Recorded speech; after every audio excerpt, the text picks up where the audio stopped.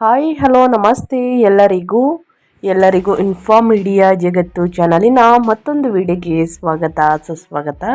ಸ್ನೇಹಿತರೆ, ಎಲ್ಲರೂ ಹೇಗಿದ್ದೀರಾ? ಎಲ್ಲರೂ ಚೆನ್ನಾಗಿದ್ದೀರಾ ಅಂದ್ಕೊಂಡಿದ್ದೀನಿ. ನಾನು ಕೂಡ ತುಂಬಾ ಚೆನ್ನಾಗಿದ್ದೀನಿ.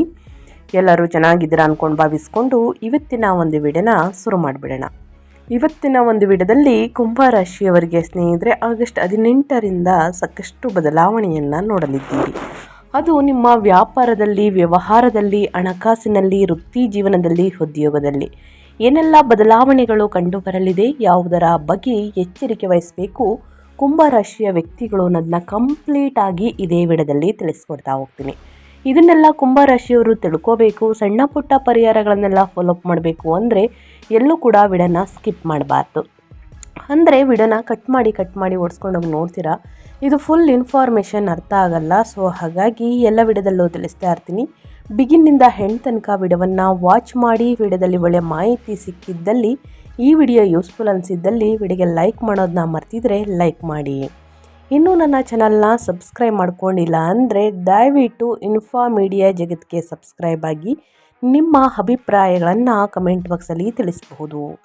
ಯಾರೆಲ್ಲ ಸಬ್ಸ್ಕ್ರೈಬ್ ಮಾಡಿಕೊಂಡು ಪ್ರತಿನಿತ್ಯ ವಿಡಿಯೋ ವಾಚ್ ಮಾಡ್ತಾ ಇದ್ದೀರಾ ಅಂಥವರಿಗೆ ಥ್ಯಾಂಕ್ ಯು ಸೋ ಮಚ್ ಅಂತ ಹೇಳ್ತಾ ವಿಡಿಯೋದ ಕಡೆ ಗಮನ ಕೊಟ್ಬಿಡೋಣ ಸ್ನೇಹಿತರೆ. ಕಮೆಂಟ್ ಬಾಕ್ಸಲ್ಲಿ ಓಂ ಶಂ ಶನೇಶ್ವರಾಯ ನಮಃ ಎಂದು ಕಮೆಂಟ್ ಮಾಡಿ. ಶನಿದೇವರ ಅನುಗ್ರಹದಿಂದ ನಿಮ್ಮ ಜೀವನದಲ್ಲಿರುವ ಕಷ್ಟ, ಸಮಸ್ಯೆ, ಅಡಚಣೆ, ತೊಂದರೆ ಎಲ್ಲವೂ ಕೂಡ ಸಂಪೂರ್ಣವಾಗಿ ನಿವಾರಣೆಯಾಗಿ ಉನ್ನತ ಆರೋಗ್ಯವನ್ನು ಪಡೆದುಕೊಳ್ಳಿ ಅಂತ ಕೇಳ್ಕೊತಾ ವಿಡಿಯೋದ ಕಡೆ ಗಮನ ಕೊಟ್ಬಿಡೋಣ. ಹೌದು, ಗ್ರಹಗಳ ಸಂಚಾರದಿಂದ ಆಗುವಂತಹ ಪ್ರಾಬ್ಲಮ್ಗಳನ್ನ ಮೊದಲನೇದಾಗಿ ತಿಳಿಸ್ಕೊಡ್ತೀನಿ. ಇನ್ನು ಗ್ರಹಗಳಿಂದ ಆಗುವಂತಹ ಅದೃಷ್ಟವನ್ನು ಕೂಡ ತಿಳಿಸ್ಕೊಡ್ತೀನಿ ಸ್ನೇಹಿತರೆ. ಏನೆಲ್ಲ ಬದಲಾವಣೆಗಳು ಕಂಡು ಬರಲಿದೆ ಅನ್ನೋದನ್ನ.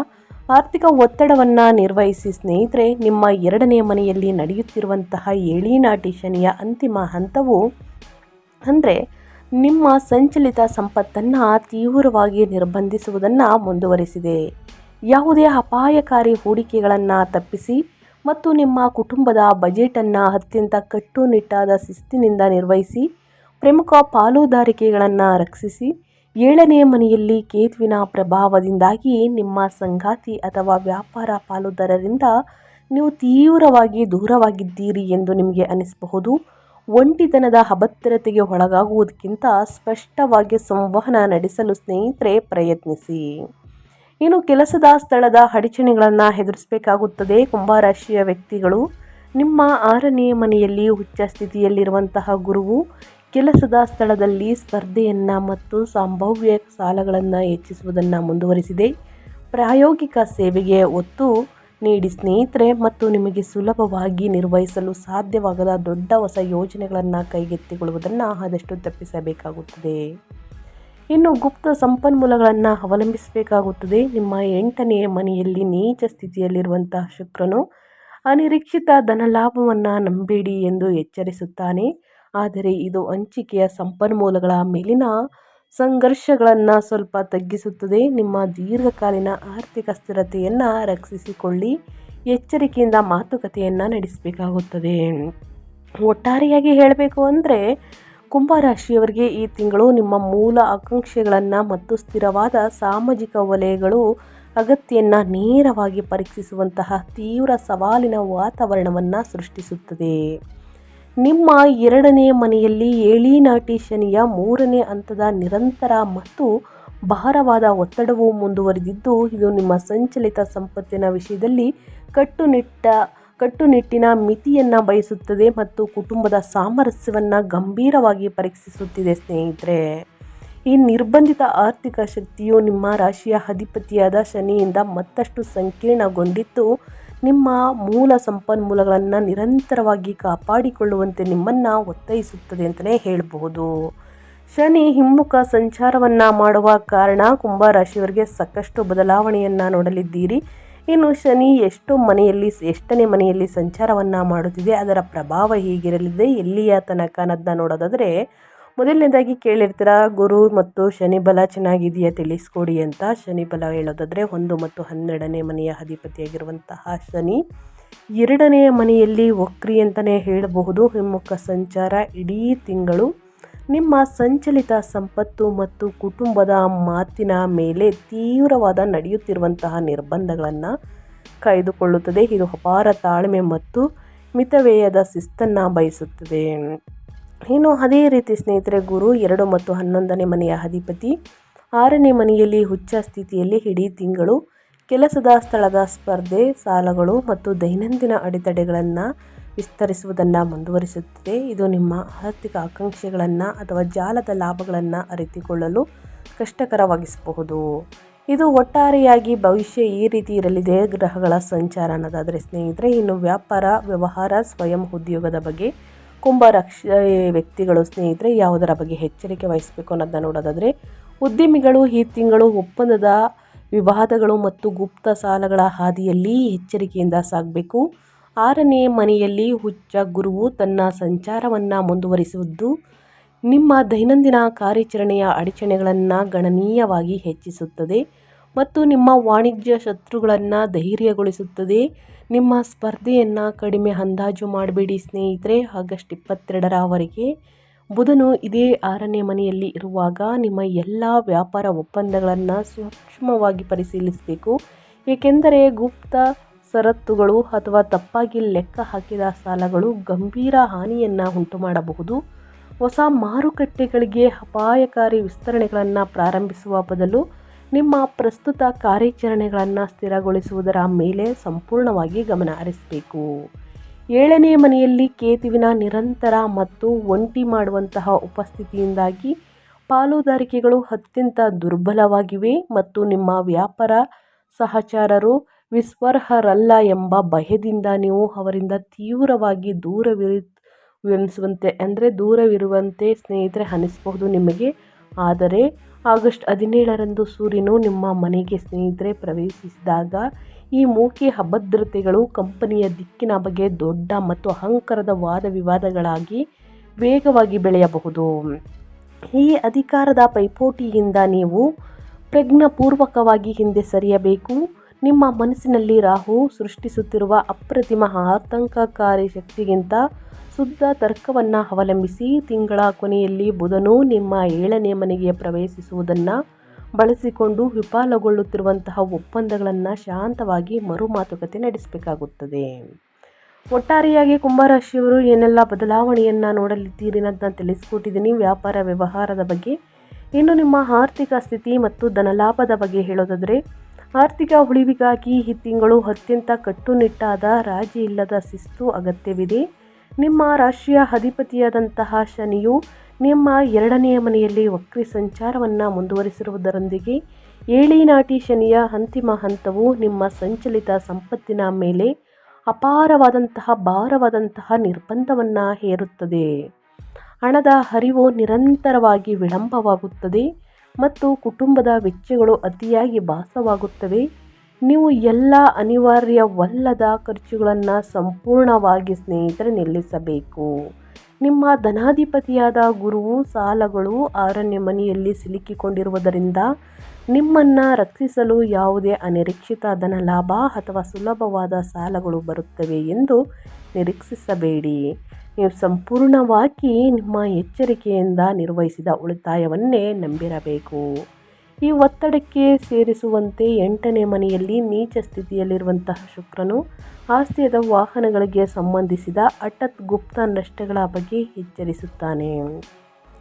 ನೀವು ಅನಿರೀಕ್ಷಿತ ದುರಸ್ತಿ ಬಿಲ್ಗಳನ್ನು ಅಥವಾ ಜಂಟಿ ಹಣಕಾಸಿನ ಗೊಂದಲದ ಸಮಸ್ಯೆಗಳನ್ನು ಎದುರಿಸಬಹುದು. ಎಲ್ಲ ಊಹಾತ್ಮಕ ಹೂಡಿಕೆಗಳನ್ನು ತಪ್ಪಿಸಿ, ವಿಶೇಷವಾಗಿ 5ನೇ ಮನೆಯಲ್ಲಿರುವಂತಹ ಮಂಗಳನು ಅಪಾಯಕಾರಿ ಸ್ಟಾಕ್ ಆಯ್ಕೆಗಳಲ್ಲಿ ಜೂಜು ಆಡುವಂತೆ ಪ್ರಚೋದಿಸುವಾಗ ಎಚ್ಚರ ವಹಿಸಿ.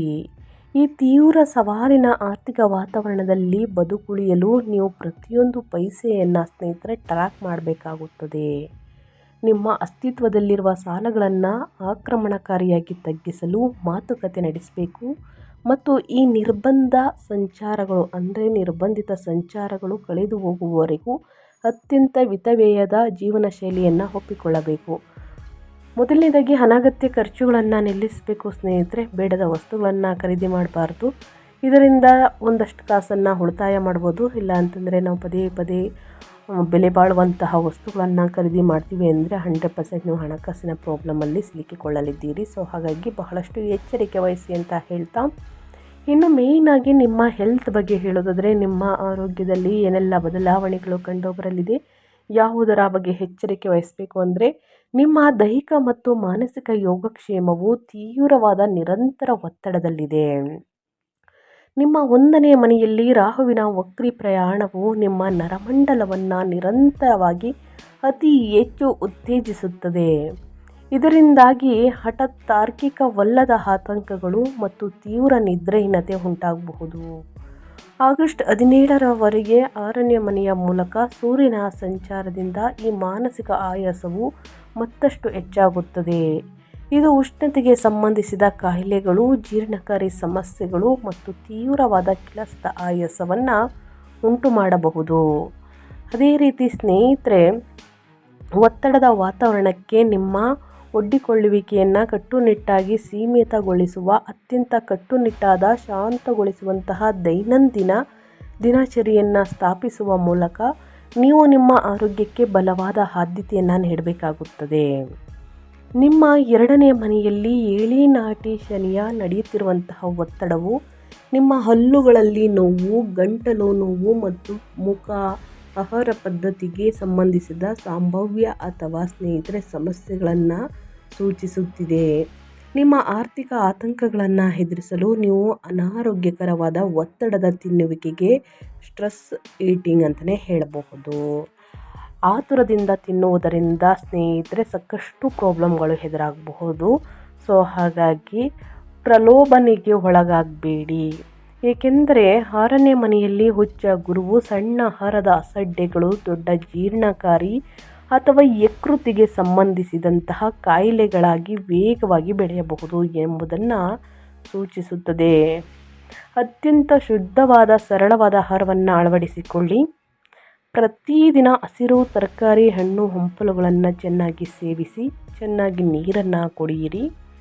ಇನ್ನು ಇದರ ಮೂಲಕ ಮೃದುವಾದಂತಹ ಶಕ್ತಿ ತುಂಬುವ ವ್ಯಾಯಾಮಗಳಲ್ಲಿ ತೊಡಗಿಸಿಕೊಳ್ಳುವ ಮೂಲಕ ಮತ್ತು ವೃತ್ತಿ ಜೀವನದ ಮಹತ್ವಾಕಾಂಕ್ಷೆಗಳಿಗಾಗಿ ನಿಮ್ಮ ದೈಹಿಕ ಚೈತನ್ಯವನ್ನು ತ್ಯಾಗ ಮಾಡಲು ದೃಢವಾಗಿ ನಿರಾಕರಿಸುವ ಮೂಲಕ ಈ ತೀವ್ರ ಗ್ರಹಗಳ ಒತ್ತಡಗಳನ್ನು ಎದುರಿಸಬೇಕಾಗುತ್ತದೆ.